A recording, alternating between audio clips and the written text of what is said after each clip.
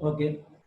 Today is our first lecture, first online lecture is uniform circular motion, और हम जो है इसके बेसिक स्टडी करेंगे फिलहाल।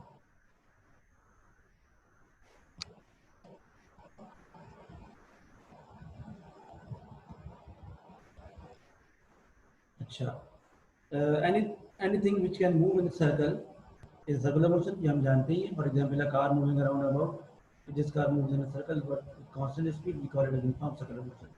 तो जो मोस्ट इम्पोर्टेंट थिंग है यूनिफॉर्म सर्कुलर मोशन को समझने के लिए वो ये है कि आपकी जो स्पीड हो दौरान सर्कल मूव करते हैं वो कांस्टेंट है, उसमें चेंज नहीं. ऑब्वियसली क्योंकि डायरेक्शन चेंज हो रही है तो हम कांस्टेंट वेलोसिटी नहीं कह सकते, हम कांस्टेंट स्पीड कहेंगे.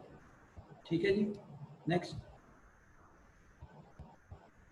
अच्छा, according to the definition of acceleration जो हम जानते हैं कि it is actually the change in velocity.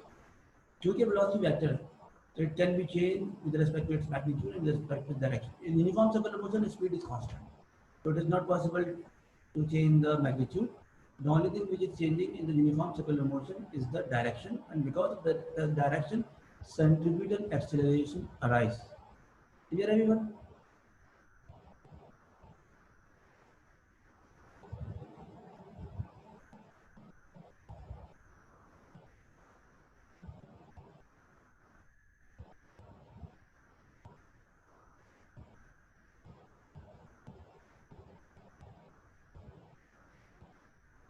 ठीक.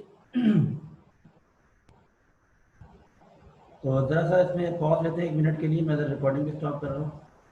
मैं कोशिश करता हूँ कि ये किसी तरह से नहीं कर सकते किसी भी चीज़ के लिए.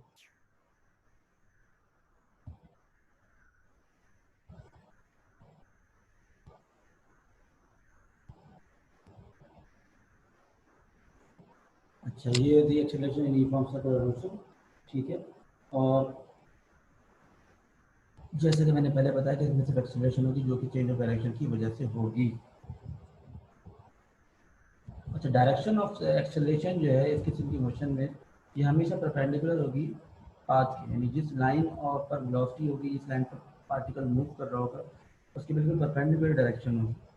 और हमेशा डायरेक्शन जो कि toward the centre of the circle होगी, जैसा कि सेंट्रिपिटल एक्सेलरेशन के बारे में आप जानते हैं. ठीक है, तो for the magnitude of the acceleration, let us consider two vectors in uniform circular motion. One is the position vector r and the change in position vector होगा. पोजीशन वेक्टर दो होंगे, इनिशियल पोजीशन के लिए are I, final position के लिए R F.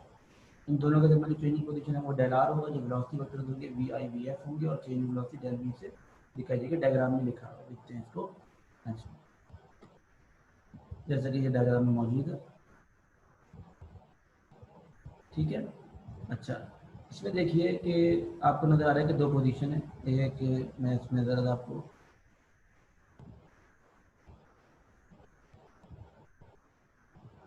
ये देखिए, ये पोजीशन ए है और ये पोजीशन बी. आपको लेजर लाइट नजर आ रही है भाई सबको, एवरीवन?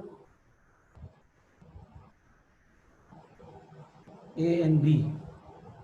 ठीक है, इस पोजीशन पर जो है ये आपका मौजूद है वेक्टर वी. इस पोजीशन पर जो वेलोसिटी है वी आई पे, इस पोजीशन पर जो वेलोसिटी है वी एफ पे. हम पहले ही जानते हैं कि इन टर्म्स ऑफ मैग्नीट्यूड इन दोनों पोजीशन पर वेलोसिटी चेंज नहीं होगी. ठीक है, जो पोजीशन वेक्टर है पॉइंट ए पर वो आर आई है, पोजीशन वेक्टर जो आर एफ पर है वो बी पर है वो आर एफ, और उनके जो डिफरेंस है वो डेल आर है. अच्छा, अगर इन दोनों वेलोसिटीज को मैं आपस में मिलाऊं तो ये तरह का difference of velocity in terms of direction ये नजर आएगा, और एंगल डेल्टा दोनों में सेम होगा. तो सिमिलर ट्रायंगल की प्रॉपर्टीज को इस्तेमाल करते हुए हम आगे जो है क्या करते हैं कि इक्वेशन निकालते हैं. वी आई और वी एफ बराबर है वी के. ठीक है, डेल्टा दोनों सेम है, और इस तरह से ये पोजीशन सिमिलर ट्रायंगल है. अच्छा, इनको हम क्या करते हैं, both triangles are same if one angle is equal and the ratio of the two sides are equal. हम दो ट्रायंगल को सेम कह सकते हैं कि अगर उनका एक एंगल बिल्कुल बराबर, डेल्टा के दोनों जगह सेम था, और जो रेशियो हो दो साइड्स का वो इक्वल हो. अब ऑब्वियसली इस बात की गारंटी नहीं है कि जो पोजीशन वेक्टर बराबर हो, लेकिन दोनों पोजीशन वेक्टर का जो रेशियो होगा और दोनों वेलोसिटी का जो रेशियो होगा वो बराबर ही होगा, क्योंकि वो दोनों रेडियस हैं, उनका रेशियो 1 आएगा. क्योंकि वेलोसिटी का मैग्नीट्यूड सेम है, इनका भी रेशियो 1 आएगा. इस तरह से हम कह सकते हैं कि दोनों का रेशियो बराबर है. इन दैट केस हम कह सकते हैं कि ये ट्रायंगल सिमिलर है. ठीक है, इसके बाद in the end we have the famous equation जिसे हम कहते हैं E C equal to V square over R, और ये यहाँ मौजूद है, ठीक है। और इसके बाद नाउ द बूम, और वो बूम था सर आइजैक न्यूटन का, एक इन्होंने पॉइंट की थी टर्म, और वो थी फोर्स। और उसके बाद सिर्फ वो यहीं पर रुके नहीं मोहतरम, बल्कि उन्होंने इसके बाद इसकी 3 लॉज भी पेश कर दी, 3 इक्वेशन भी पेश कर दी, और एक राव जो है वो हमारे सर पर ना दी, ठीक है। अच्छा, मैं अब चैट पर अगर आप लोग कुछ कहना चाहें, मैं ज़रा थोड़ा सा पॉज कर रहा हूँ, ठीक है। कोई बात अगर आपको करनी है तो मैं आपको ऑप्शन दे रहा हूँ कि आप जो हैं अपने आप को अनम्यूट कर सकते हैं। जी फरमाइए, सबके सब अपने आप को अनम्यूट कर सकते हैं, कुछ कहना हो तो कह दें, तो मैं आगे बढ़ूँ फिर।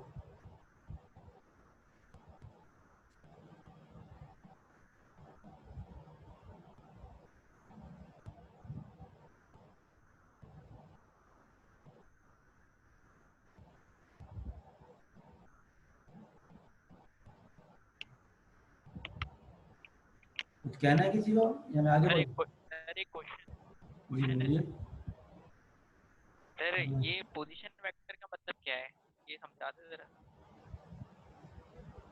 पोजीशन वेक्टर, अच्छा ये बिल्कुल वेक्टर्स की बेसिक डेफिनेशन है। इन टर्म्स ऑफ अपोजिट हम दो तरह के वेक्टर्स पढ़ते हैं, तो पोजीशन वेक्टर होता है या फ्री वेक्टर होता है। पोजीशन वेक्टर के बारे में अगर हम ज्योमेट्री की बात करें तो it is situated, is fixed, इसका और ये ओरिजिन से फिक्स होता है, it can not be change its position. जो फ्री वेक्टर होता है वो अपनी जगह चेंज कर सकता है। अच्छा, वैसे इसको समझाना बहुत मुश्किल है, मैं आपको कोशिश करता हूँ बताने की। अगर आप डायग्राम सबको नजर आ रही है, शेयर हो रही है पिक्चर, पिक्चर शेयर हो रही है सबको? बोल दे, जी मैं सर। अपने आप को अनम्यूट करें। तो मैं यहाँ पे जरा बता रहा हूँ कि पोजीशन वेक्टर के लिए होता क्या है। चलें, देखें, ये जैसे फर्ज कर लीजिए कि ये आपकी एक ये ओरिजिन है, ठीक है। और ये आपका ओरिजिन, जैसे मैंने कहा इसको, यहाँ से आपके ये पोजीशन वेक्टर है। मैं इसको अरेज करके एरो ले लेता हूँ,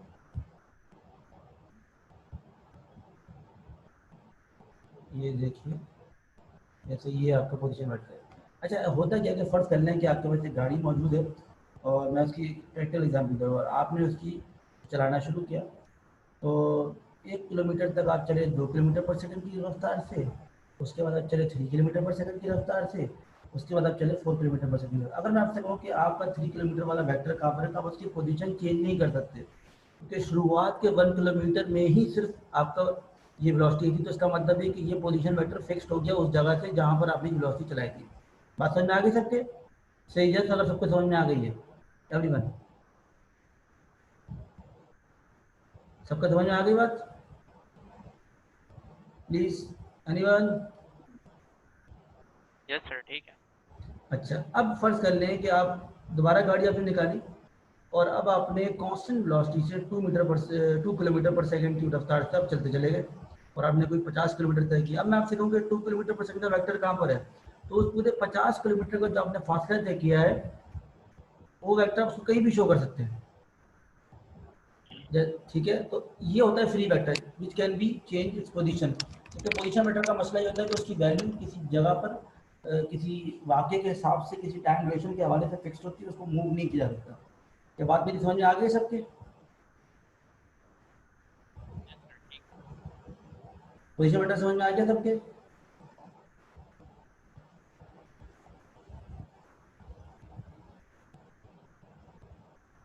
चलिए मैं आगे बढ़ता हूँ, इसको रेज करते हैं, ठीक है जी। अच्छा, अब जो डेफिनेशन है वो आपकी वो है फोर्स की। It is an agent which can cause the motion, which can stop the motion, and it can also change the direction of the motion. आपने दो चीज़ें पढ़ी होंगी, it can cause the motion, it can stop the motion. ये अगर body rest में है तो रेस्ट में रहेगी, उसको रेस्ट से मोशन की हालत मिलेगी, और मोशन में रेस्ट की हालत मिलेगी। लेकिन एक चीज़ का इजाफा करेगा, it can also change this direction as well. तो ऐसा एजेंट जो कि ये तमाम चीज़ें करने पर कादिर है, उसे हम फोर्स कहते हैं। There are two kind of forces. There are two kind of forces, contact forces and field forces, ठीक है। तो इससे आगे बढ़ते हैं, इनसे मुराद क्या है भाई? तो जैसे कि डायग्राम में देखिए, बुक जो मैंने फॉलो की है इसमें, ये तमाम जो डायग्राम्स हैं ये बहुत इतनी अच्छी मैं तो नहीं बना सकता, तो मैंने बुक से ली है। और बुक जो मैंने फॉलो की है physics for scientist and engineer by Serway Jewett, आपको बताई थी क्लास में, वही बुक मैं यूज़ कर रहा हूँ। जैसे कि नाम से जाहिर है, कॉन्टैक्ट फोर्सेस के लिए ज़रूरी है कि आपका फिजिकल कॉन्टैक्ट चाहिए। अगर आपका फिजिकल कॉन्टैक्ट नहीं होगा तो किसी भी कोई भी फोर्सेस जब कॉन्टैक्ट फोर्सेस निकलाइए, आप किसी को किक मारते हैं बॉल को, आप किसी कार्ड को धकेलते हैं, आप किसी स्प्रिंग को खींचते हैं, तमाम के तमाम कॉन्टैक्ट फोर्सेस है। To apply the force you need to contact the object, otherwise ये फोर्सेस काम नहीं करेंगी। इस किस्म की तमाम एग्जाम्पल को हम कॉन्टैक्ट फोर्सेस की एग्जाम्पल कहेंगे। Clear everyone? तो सेकंड जो जिसे हम फील्ड फोर्सेस कहते हैं, इनके लिए जरूरी नहीं है, ये नजर भी नहीं आती। मिसाल के तौर पर ग्रेविटेशनल फोर्स टू मासेस के दरमियान नजर नहीं आ रही, कांटेक्ट में होना जरूरी भी नहीं है, लेकिन फील्ड के अंदर मौजूद है, they can feel the force. In the same way दो चार्जेस आपस में अट्रैक्ट या रिपल होंगे, because but they are not in contact with each other, but they can feel the force. In the same way दो magnet जो है वो भी, जैसे आयरन होगा, आयरन से अट्रैक्ट होगा, it can feel the force but it is not actually in contact with the magnet. इस किस्म की तमाम फोर्सेस जो है वो कहलाती है field forces. Is it clear everyone? से यस। Yes sir. ठीक है, अगर कोई प्रॉब्लम हो तो मैं पूछूंगा इससे, तो उसमें बताइएगा मुझे। अब जो है बहुत इंपॉर्टेंट टॉपिक है, शायद आपको दोबारा कभी नहीं बताया जाएगा और समझा जाएगा कि आपको आता है, और वो है इनिशियल फ्रेम ऑफ रेफरेंस। अच्छा, इनिशियल फ्रेम ऑफ रेफरेंस के बारे में एक बात रखिए कि ये बेसिकली एक सेट ऑफ सराउंडिंग्स है, ठीक है। जैसे कि ट्रेन का डब्बा, जो ट्रेन का डब्बा जब आपका सराउंडिंग है तो ये सेट ऑफ सराउंडिंग्स हो गया। अगर आप ट्रेन स्टेशन पे प्लेटफॉर्म में बैठे हुए हैं तो ये सेट ऑफ सराउंडिंग्स में ट्रेन भी खुद मौजूद है, ये एक आपका फ्रेम ऑफ रेफरेंस कहलाएगा। अगर आप किसी जहाज में मौजूद है, किसी बस में मौजूद है, तो वो आपका फ्रेम ऑफ रेफरेंस कहलाएगा। लेकिन ये इनर्शियल फ्रेम ऑफ रेफरेंस सिर्फ उस वक्त ही कहलाएगा जब या तो वो जीरो एक्सेलरेशन हो, ठीक है। अब जीरो एक्सेलरेशन का मतलब दो चीज़ें होती है, या तो वो रुका हुआ हो, इट इज एट रेस्ट, या फिर उसकी वेलोसिटी में कोई चेंज नहीं आ रहा, तो किसी किसी किसी कांस्टेंट वेलोसिटी हो। इन बोथ केसेस जो आपका इनर्शियल जो फ्रेम ऑफ रेफरेंस है वो इनर्शियल कहलाएगा। अगर ये एक्सेलरेट कर जाएगा, अगर गाड़ी ने चलना, ट्रेन ने चलना शुरू कर दिया, हवाई जहाज ने चलना शुरू कर दिया, बस ने चलना शुरू कर दिया, रुक गई, in both case acceleration develop होगी। जब एक्सेलरेशन डेवलप होगी तो फिर वो इनर्शियल फ्रेम ऑफ रेफरेंस नहीं रहेगा। क्या मैं ये बताने में कामयाब हो गया कि इनर्शियल फ्रेम ऑफ रेफरेंस क्या है, और क्या आप इस बात पर कादिर है किसी को समझा सके कि इनर्शियल फ्रेम ऑफ रेफरेंस है क्या? एनीवन? जी सर। चलिए जी जी, सर। आगे बढ़ते हैं। सर एक रिपीट कर दो प्लीज। जी मैं दोबारा रिपीट कर देता हूँ। देखें, फ्रेम ऑफ रेफरेंस के लिए जो बहुत ही रफ टर्म है जो मैं आपको बता रहा हूँ वो है आपका सराउंडिंग्स।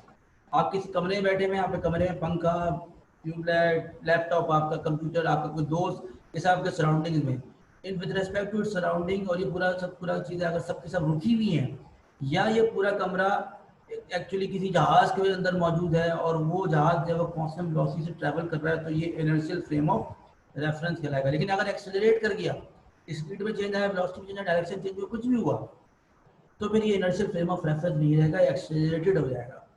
समझ में आ गई बात? ठीक है जी। Next, Newton first law of motion जो हम जानते हैं, और वो मैं पहले बता चुका हूँ, तो मैं जल्दी जल्दी कर रहा हूँ कि in the absence of an external force, the body which is in rest will remain at rest, and if a body is in a state of motion, will remain in the state of motion with constant velocity। ठीक है, constant velocity travel करें। Inertial frame of reference के अंदर ही ये सारे laws हम लगते हैं, ये भी याद रहे। याद रखिएगा कि इसी को हम लॉ ऑफ इनर्शिया भी कहते हैं। और ये जो एक्सप्लेनेशन है, इसके लिए ज़रूरी है कि आप इनर्शियल फ्रेम ऑफ रेफरेंस में हों।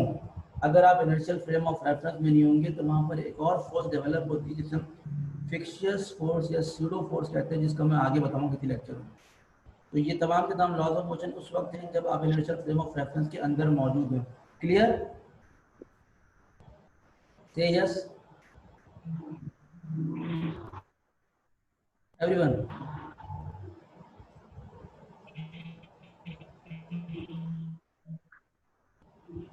अच्छा जी। अब है ये Newton second law of motion, ये भी हम जानते हैं, और वो एक acceleration is directly proportional to the force applied and the inversely proportional to the mass of body, भी हम जानते हैं, F = m है। इसमें जो ख़ास बात है वो ये कि मैं ये बताना चाह रहा हूँ कि इसमें जो एक्सप्लेनेशन थी वो फोर्स के बारे में थी, लेकिन साथ ही साथ एक्सेलरेशन के बारे में भी थी, कि एक्सेलरेशन हमेशा उस सिम्त में होगी जिस सिम्त में फोर्स लग रही है, और हमेशा एक्सेलरेशन के मैग्नीट्यूड को जो चीज़ अपोज कर रही होगी उसको हम मास कहते हैं, और ये इनर्शिया का बहुत ही इंपॉर्टेंट एजेंट है। क्या मैं बताने में कामयाब होगा सेकंड लॉ ऑफ मोशन क्या चीज़ है? ठीक है। थर्ड लॉ ऑफ मोशन हम जानते हैं, reaction has an equal and opposite reaction.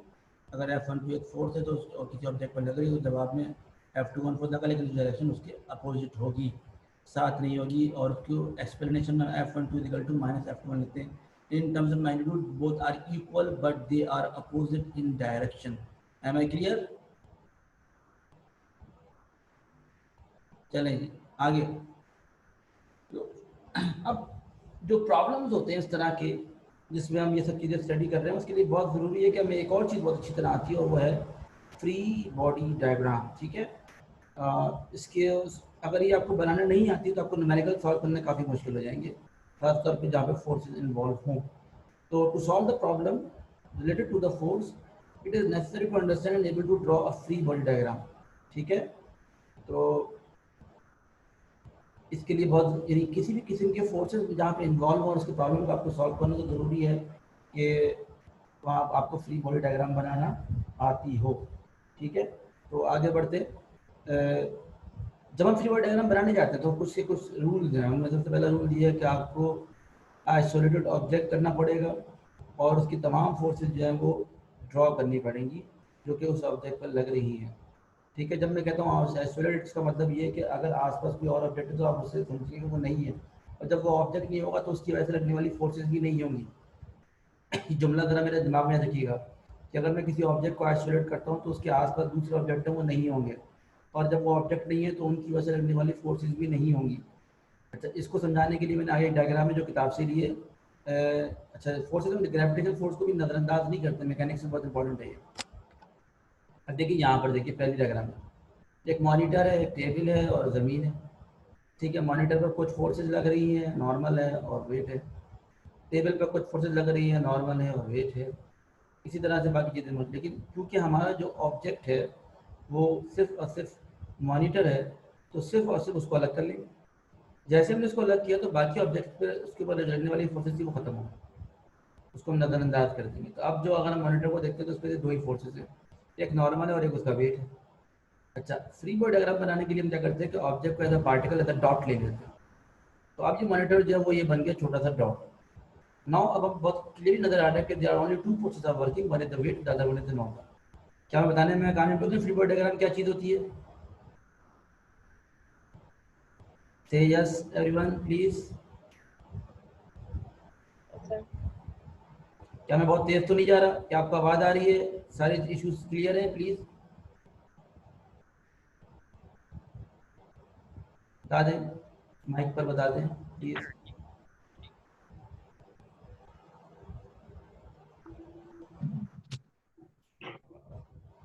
चलें अब दूसरी, मैं आगे बढ़ रहा हूँ इसमें चीज़ आगे। जो कुछ मैंने कहा ये मैंने लिखा हुआ भी है, ठीक है ना। तो अगर आपको समझ में ना आया हो मैंने जो कहा है तो मैंने first figure, second figure, third figure, तीनों चीज़ें एक्सप्लेन की भी है, एक एक पॉइंट लगा के, तो समझ में आ जाना चाहिए आपको। अच्छा, मिसाल अब मैंने एक और एग्जाम्पल भी ली है जिसमें मैंने थोड़ा सा ट्विस्ट किया कहानी को, और उसमें ये किया कि हमने एक गाड़ी ली है और गाड़ी जो किसी रैम से नीचे आ रही है। जब वो रैम से नीचे आ रही है तो इसकी वजह से क्या हो रहा है कि तो फोर्सेज लग रही है, और फोर्सेज की वजह से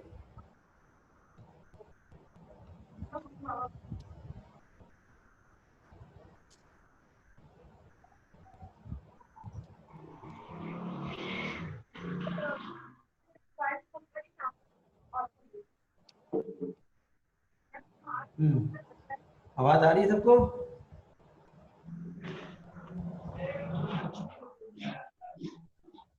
आप लोग को डिस्टर्बेंस पैदा कर रहे हैं, या तो बात करें या फिर माइक ऑफ करें। यस सर, आ रही है। आप क्या? ठीक है। अच्छा, आप देखिए कि इस गाड़ी में देखिए कि ये गाड़ी आपका ऑब्जेक्टिव से बहुत सारी फोर्सेज लग रही हैं। जब मैं इसको फ्री बॉडी डायग्राम में कन्वर्ट करता हूँ तो ये पूरी की पूरी कार जो डॉट बन जाती है, और उस डॉट पे सबसे पहले जो फोर्स लग रही है वो है उसका वेट। अच्छा, वेट बना रहा है आपका एक डायरेक्शन एंगल, और ये एंगल वही है जो कि इस रैंप का है, और इस वेट के इस नॉर्मल के साथ जो एंगल बन रहा है, और इसकी वजह से दो कंपोनेंट बन रहे हैं, एक उसका एम जी साइन थीटा और एक उसका एम जी कॉस थीटा। ठीक है। एम जी कॉस थीटा जो है वो नॉर्मल को बैलेंस कर रहा है, और एम जी साइन थीटा वो फोर्स है जिसकी वजह से ये गाड़ी अगर न्यूट्रल होगी तो नीचे की तरफ खिसकना शुरू हो जाएगी, क्योंकि उसका वेट का एक कंपोनेंट उसे नीचे की तरफ ले जा रहा होगा। क्या बात समझ में आ गई सबके? फ्री बॉडी डायग्राम क्या होती है? सर जी कहिए। सर ये आपने mg cos थीटा इसलिए लिया है क्योंकि आपने हॉरिजॉन्टल जो है वहाँ पे फोर्स आप से ले रहे हैं। मैंने जो है एंगल जो लिया वो विद नॉर्मल की रिस्पेक्ट से लिया, परपेंडिकुलर टू द रैम, ठीक है, और उसके साथ जो वेट ने एंगल बनाया वो थीटा बनाया। Because of that angle weight के, क्योंकि वेट एक वेक्टर है, इसके दो कंपोनेंट बन जाएंगे फोर्स की तरह। एक कंपोनेंट जो है वो नॉर्मल को बैलेंस कर देगा। नॉर्मल हमेशा सरफेस के परपेंडिकुलर होता है।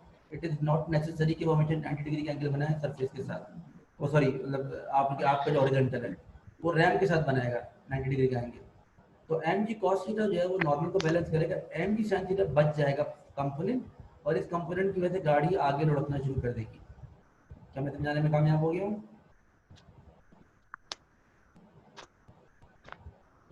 Everyone please.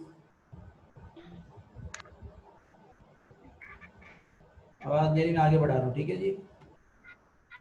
अच्छा, कॉन्सेप्चुअल क्विज है और ये गाड़ी के बुक का ही है, जरा इसका जवाब दीजिए फौरन, जो जिसके समझ में आए वैसे, ठीक है। और ये आपको मुझे एक आदमी है और एक बच्चा है और ये स्केटिंग कर रहे हैं फ्रिक्शनलेस सरफेस पे, ठीक है ना।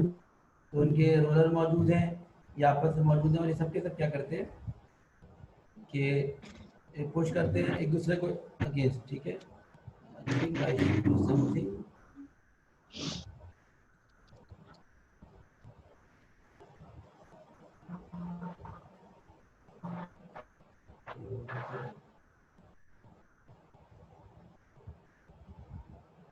चलो ठीक। तो अब जो है इसमें फ्रिक्शनलेस सरफेस पर वो दूसरे को पुश करते हैं। आपसे सवाल ये है कि who moves away with the higher speed. अच्छा, समझिएगा कि एक दोनों आदमी और बच्चा बीच बीच में खड़े में, एक स्केटिंग के जो होता है रोलर शूज पहने हुए उन्होंने, दोनों ने एक दूसरे को धक्का दिया। According to third law of motion वो दोनों पर लगने वाली फोर्स क्या होगी? बराबर, ठीक है। आपसे पूछना ये कि कौन कौन बड़ा आदमी या बॉय, उन दोनों में से किसकी स्पीड ज़्यादा होगी और उनमें से कौन कितनी दूर तक जाएगा, ठीक है। अब मैं आपको अलाउ कर रहा हूँ कि आप अनम्यूट कर सकते हैं, बताइए ज़रा।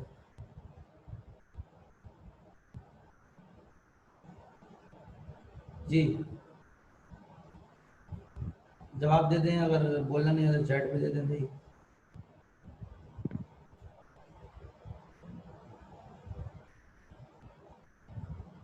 आपको समझ में आ रहा है? सवाल समझिएगा, सवाल का जवाब दें, थोड़ा दिमाग लड़ाएं, इंजॉय करें, ना बैठे क्लास में। एक बड़ा आदमी, एक छोटा बच्चा एक स्केटिंग के मैदान में खड़े हुए हैं, दोनों ने स्केटिंग शूज़ पहने हुए हैं, दोनों दूसरे को धक्का देते हैं एक ही ताकत से। बताना ये है कि कौन ज़्यादा दूर तक जाएगा और कौन ज़्यादा तेज़ी से जाएगा। जी बच्चा या बड़ा आदमी, बस ये जवाब देना है आपको, बच्चा या बड़ा। Everyone please.